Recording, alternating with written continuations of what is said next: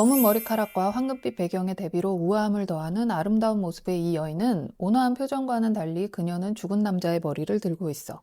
이 그림은 구스타브 클림트의 그림으로 여인의 관능적인 모습과 클림트 그림의 특징인 금박의 화려함이 잘 표현되었어. 그녀의 아름다움과 죽은 남자의 머리는 다소 기괴한 느낌이 드는데 그건 이유가 있어. 이 그림의 주제는 구약 성경의 유디기에 나오는 유디트와 홀로페르네스의 유명한 일화를 그린 것으로, 이 주제는 중세와 르네상스 미술에서 자주 다뤄졌고 특히 유디트가 잘린 홀로페르네스의 머리를 들고 있는 장면이 가장 많아. 그 내용은 이래. 당시 강력한 제국이었던 아시리아의 군대 대장 홀로페르네스는 왕의 명령으로 이스라엘을 포함한 여러 나라를 정복하러 나섰어. 이때 베툴리아에 살고 있던 아름답고 지혜로운 과부였던 유디트는 지도자들이 항복을 결정하려는 것을 보고 크게 분노하여 민족을 구원하기로 결심하게 돼. 유디트는 자신의 미모를 이용 화려한 옷으로 치장하고 하녀를 데리고 적진으로 들어갔어. 적장 홀로페르네스에게 접근한 유디트는 신임을 얻어 드디어 그의 연회에 초대받게 돼. 홀로페르네스는 술에 취해 유디트를 유혹하려 했고 그 틈을 노려 유디트는 칼로 그의 목을 베어 그의 머리를 잘라내고 시녀가 준비한 자루에 담아 도시로 돌아오지. 이 사건으로 아시리아군은 혼란에 빠져 도망쳤고 유대인은 승리를 거두게 된다는 이야기야. 클림트 그림 속 유디트는 다른 그림들과 달리 홀로페르네스의 머리를 들고 있는 관능적인 표정의 유디트를 묘사해 그녀를 단순한 구원자가 아닌 강렬한 판무파탈의 이미지로 해석했다는 점에서 독특하다고 할 수 있어. 클림트의 아버지는 금 세공자이자 판화가였어. 그래서 그는 아버지 밑에서 금을 작품에 얇게 펴바르는 기술을 자연스럽게 터득할 수 있었다고 해. 이런 영향으로 그의 그림에서 유화를 그릴 때 금속성 물감이나 금속성 안료를 사용해 금빛을 잘 표현할 수 있었던 거야. 팔라스 아테나 그림에서 금색 톤은 아주 두드러지는데 특히 갑옷과 투구 부부엔 금속성 물감이나 금박이 들어가 번쩍이는 효과를 주고, 이는 신화적 인물이나 장식적인 오브제에서 위엄과 신성함을 상징하기 위한 것이었지. 그리고 클림트의 가장 유명한 그림인 키스에서는 금색과 동시에 실제 금박을 캔버스 위에 입혀서 더욱 화려한 황금빛을 드러냈어. 키스는 금박이 입혀진 그의 황금시대 작품 중에서도 절정이라 할 수 있지. 두 인물은 여성의 노출된 발 아래 끝나는 꽃밭 가장자리에 위치해 있고 남성의 얼굴은 관객에게 보이지는 않지만 얼굴을 숙여 여성의 뺨에 키스하며 두 손으로 여성의 얼굴을 감싸고 있어. 여인은 눈을 감고 한 팔로 남자의 목을 감싸고 다른 팔은 부드럽게 그의 손에 얹은 채 그녀의 얼굴은 눈을 감고 남자의 키스를 받기 위해 위로 향하고 있는 모습이야. 남자는 남성적 특징을 상징하는 검은색, 흰색의 사각형 모자이크 모양의 기하학적 무늬와 은은한 소용돌이가 인쇄된 로브를 입고 머리엔 덩굴 왕관을 쓰고 있어. 여자는 꽃 왕관과 여성적 특징을 표현한 밝은 원형의 모자이크들, 꽃무늬가 있는 흐르는 듯한 드레스를 입고 있지. 사각형과 원이 대조를 이루며 남성과 여성을 상징하는 방식은 그의 다른 작품 다나에에서도 찾아볼 수 있어. 다나에는 그리스 신화 속에서 제우스가 황금비로 변하여 다나에에게 접근하는 장면을 묘사한 것으로 많은 예술가들에게 인기 있는 주제였다고 해. 클림트의 회화에선 보통 원형이나 나선형 패턴은 주로 생명, 순한, 여성성, 그리고 모성을 상징하는데 다나에를 감싸는 황금비 속에도 이러한 원형의 소용돌이 패턴이 두드러져. 특히 이 장면에서 원형 패턴은 생명의 창조와 성적인 결합을 은유하며 다나에가 황금비를 받아들이는 황홀한 순간의 관능성을 시각적으로 강조한 거야. 이 곡선적인 유기체 패턴은 여성의 부드러움과 생명력이자 아르누보의 전형적인 특징이야.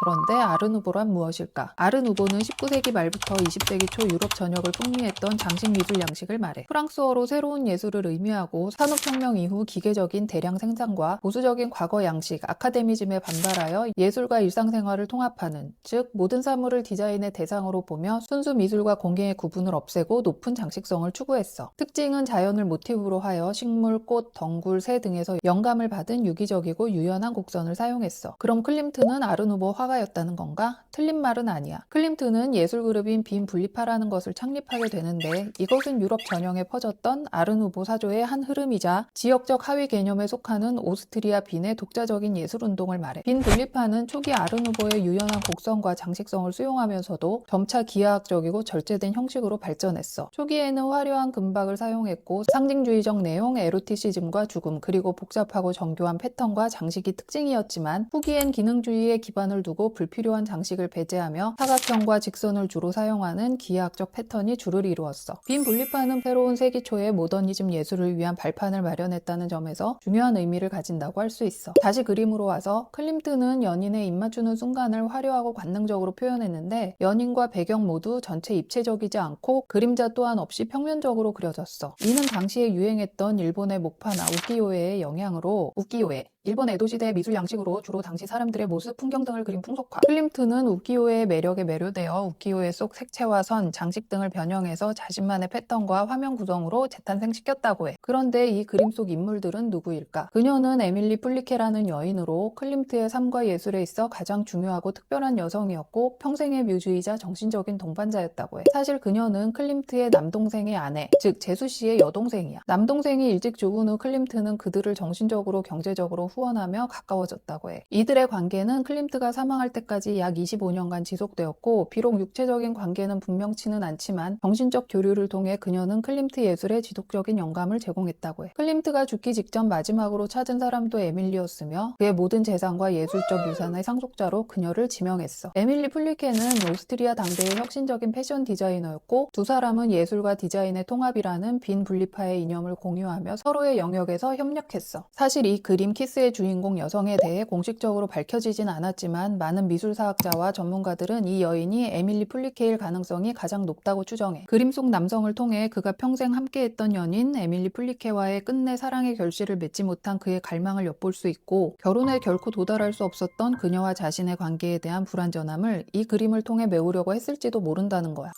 클림트는 여성 초상화를 많이 그렸어. 당시 빈의 상류층 부유한 여성들은 자신의 부와 지위를 과시하기 위해 클림트 같은 유명 화가에게 초상화를 의뢰하는 것이 유행이었고 클림트의 독특하고 화려한 스타일은 그들의 욕구를 충족시키기에 완벽했던 거지. 특히 아델 블로우 바우어의 초상은 그 대표적인 예라고 할 수 있어. 이 작품은 클림트의 황금시대를 대표하는 걸작으로 유화, 금박, 은박, 그리고 플래티넘까지 사용한 화려한 장식 미술의 정점을 보여줘. 클림트는 이 작품을 완성하는 데 3년 이상 공을 들였고 수백 장의 스케치 작업을 거치며 인물의 얼굴과 손을 제외한 나머지 부분을 모자이크와 같은 추상적인 패턴의 금박으로 뒤덮어 인체를 장식과 배경에 흡수시키는 듯한 시각적인 효과를 만들어냈어. 아델의 옷과 배경의 패턴에는 눈 모티브, 이집트 상형 문자, 성적 상징 등이 복잡하게 얽혀 있어 그녀를 단순한 귀부인이 아닌 신비롭고 영적인 존재로 승화시켰다고 해. 클림트는 평생 결혼하지 않았으나 모델로 활동했던 여성들과 수많은 관계를 가졌고 최소 3명의 여성에게서 14명의 사생활을 두었다는 기록이 있어. 그의 작품에서 종종 강렬한 에로티시즘과 관능성을 담고 있는 이유 중 하나이기도 하지. 그림의 주인공인 아델은 부유한 사업가의 아내로 그녀는 지적이고 당시 진보적인 예술사조를 지지하고 후원했어. 클림트도 후원을 받는 화가 중 하나였지. 이 둘의 관계는 예술적 교감을 넘어섰을 가능성이 높고 클림트와 모델 간의 사적인 관계는 흔한 일이었으니 아델레의 초상화가 풍기는 강렬하고 관능적인 분위기는 그들의 관계가 단순한 후원자와 모델 그 이상이었음을 암시한다고 해. 또한 이 그림은 20세기의 비극적인 역사를 상징하기도 하는데 아델이 죽은 후 남편은 이 그림을 오스트리아 벨베데레 미술관에 기증하길 원했지만 이때가 2차 세계대전 1년 전이었거든. 유대인이라는 이유로 재산을 몰수당하고 이 과정에서 이 아델레의 초상화들은 나치에 의해 약탈되었고 오랜 기간 소유권 분쟁의 대상이 되었어. 그리고 아델의 조카딸이 2006년 이 그림을 다시 돌려받은 후 뉴욕의 노이에 갤러리에 이 작품을 매각했다고 해. 이 그림은 당시 미술품 거래 사상 최고가 중 하나인 1억 3,500만 달러에 거래되었어. 아델레 블로우 바우어의 초상은 단순한 걸작을 넘어 빈세기 말의 화려함, 유대인 예술 후원자들의 비극적인 운명, 그리고 예술품 반환 소송의 역사를 모두 담고 있는 상징적인 작품이라고 할 수 있겠어. 이 두 작품은 매우 비슷한 느낌이야. 가족으로 보이는 사람들과 아기, 그리고 기법도 비슷해 보여. 클림트의 죽음과 삶과 에곤 실레의 가족은 단순히 시기적으로 가깝고 주제적으로 유사할 뿐만 아니라 두 작가 간의 깊은 연관성 때문에 비슷한 느낌을 줄 수밖에 없어. 클림트와 에곤 실레는 약 28살의 나이 차이가 났지만 실레는 젊은 시절부터 클림트를 정신적인 스승으로 따랐고 또한 클림트는 실레의 재능을 인정하고 그의 작품을 적극적으로 후원했어. 천재적 재능의 에곤 실레는 클림트의 장식적인 상징주의를 바탕으로 더 강렬하고 고통스러운 표현주의로 발전시켰어. 클림트의 이 그림은 삶의 순환과 죽음에 대한 관조, 죽음의 해골이 화면 한쪽에 위치하고 다양한 연령대의 인물들이 포옹하며 죽음에 대한 어떤 공포도 없이 평화롭게 대비되어 있어. 금박이 사라진 후기 작품이지만 밝고 다채로운 패턴과 색채를 사용하여 삶을 아름답고 추상적으로 묘사했고 죽음은 위협적이지만 삶은 평화로운 군상 속에 갇혀 있으며 죽음을 피할 수 없는 운명으로 보이지만 관조적인 태도를 취하고 있지. 에곤 실레의 가족이라는 작품은 화가 자신과 아내 그리고 태어날 아기, 이미 유산된 아기를 그린 작품으로 가족에 대한 강렬한 집착과 불안을 표현했어. 왜냐하면 이 그림을 그릴 당시 실레는 1918년 스페인 독감으로 아내를 잃었고 3.15 28살의 젊은 나이에 본인도 곧 사망하게 되지. 클림트의 죽음에 대한 관조적이며 평화로운 그림에 비해 이 그림은 자신과 가족의 임박한 죽음 앞에서의 마지막 가족애를 담고 있어. 더 많은 이야기는 에곤 실레 편에서.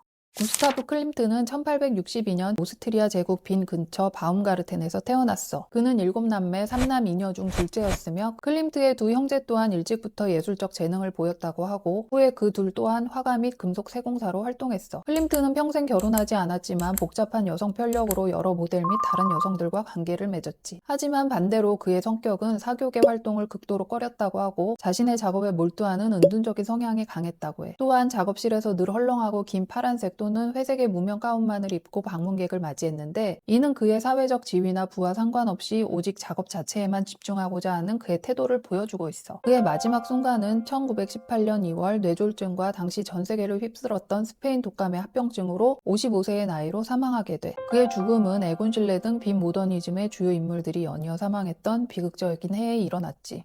클림트의 개인적인 삶은 작품 속의 화려한 이미지와는 대조적으로 매우 소박하고 현실의 수수한 은둔자라는 두 가지 극단적인 면모를 동시에 가졌다고 할 수 있어. 구스타브 클림트는 오스트리아 빈의 예술계를 상징하는 인물로 아르누보, 빈 분리파의 거장이고 순수 미술과 장식 미술의 경계를 허물어 빈 모더니즘의 정체성을 확립한 거장으로 평가받고 있어.